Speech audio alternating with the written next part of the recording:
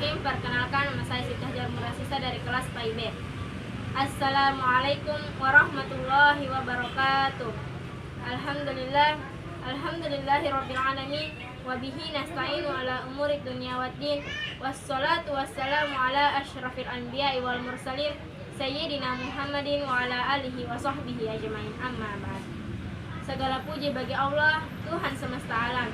Kepadanya kita bersyukur atas segala kenikmatan yang telah diberikan kepada kita.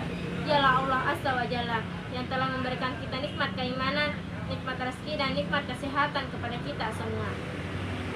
Dan tak lupa pula kita kirimkan salawat serta salam kepada junjungan kita Nabiullah Muhammad SAW, Nabi yang telah mengantarkan kita dari alam kegelapan menuju ke alam yang terang benderang seperti sekarang ini. Dalam kesempatan ini, saya akan menyampaikan sebuah dakwah yang berjudul 3 syarat ibadah.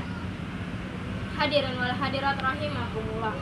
Memang benar dalam Islam yang terpenting adalah yang termaktub dalam rukun Islam. Namun pelaksananya tidak menjamin seseorang akan diridhoi dan diterima ibadahnya.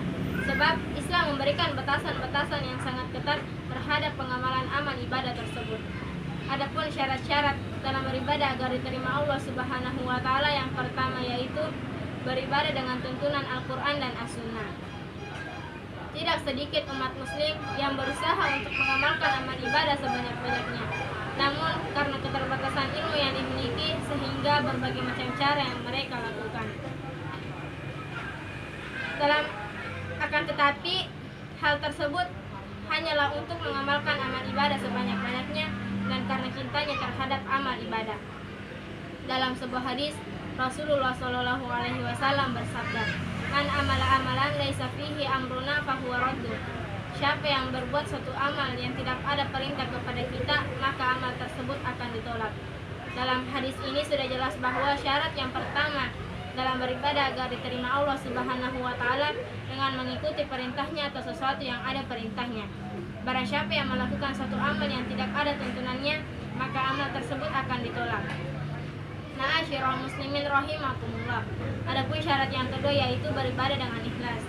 Beribadah dengan ikhlas artinya semata-mata kita beribadah hanya karena Allah Subhanahu wa taala, tidak ada maksud dan tujuan yang lain. Semuanya lillahi taala. Oleh karena itu, dalam doa iftitah selalu ditekankan niat untuk ikhlas dalam beribadah dengan pernyataan, "Inna sholati wa nusuki wa mahyaya wa mamati lillahi rabbil alamin." Sesungguhnya solatku, ibadahku, hidupku dan matiku hanya karena Allah penguasa alam semesta. Allah Subhanahu wa taala berfirman agar umat muslim selalu ikhlas dalam beribadah, yaitu dalam Quran surah As-Zumar ayat 2 yang berbunyi, "A'udzubillahi minasyaitonirrajim. Bismillahirrahmanirrahim. Inna anzalna ilaikal kitaba bil haqqi fa'budillaha mukhlishan lahuddin." Yang artinya, sesungguhnya kami telah turunkan kepadamu kitab Al-Quran dengan kebenaran, oleh karena itu beribadahlah kamu kepada Allah dalam keadaan ikhlas hanya baginya. Adapun syarat yang ketiga yaitu beribadah dengan tidak berbuat kemusyrikan. Syirik adalah perbuatan paling biadab yang bagi orang yang beriman kepada Allah, karena perbuatan tersebut merupakan penghinaan terhadap Allah Subhanahu wa taala. Syirik adalah perbuatan dosa yang sangat besar yang tidak terampuni kecuali dengan taubat dan nasuha.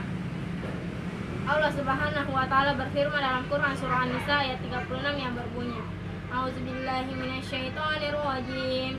Bismillahirrahmanirrahim. Wa'budullaha wa la tusyriku bihi syai'an." Yang artinya, dan beribadahlah kamu kepada Allah dan jangan kamu berbuat syirik dalam beribadah sesuatu pun. Hadirin wal hadirat rahimakumullah. Sebagai kesimpulan yaitu ada 3 syarat ibadah agar diterima Allah Subhanahu wa taala. Yang pertama, beribadah dengan tuntunan Al-Quran dan As-Sunnah, beribadah dengan ikhlas, dan beribadah dengan tidak berbuat kemusyrikan.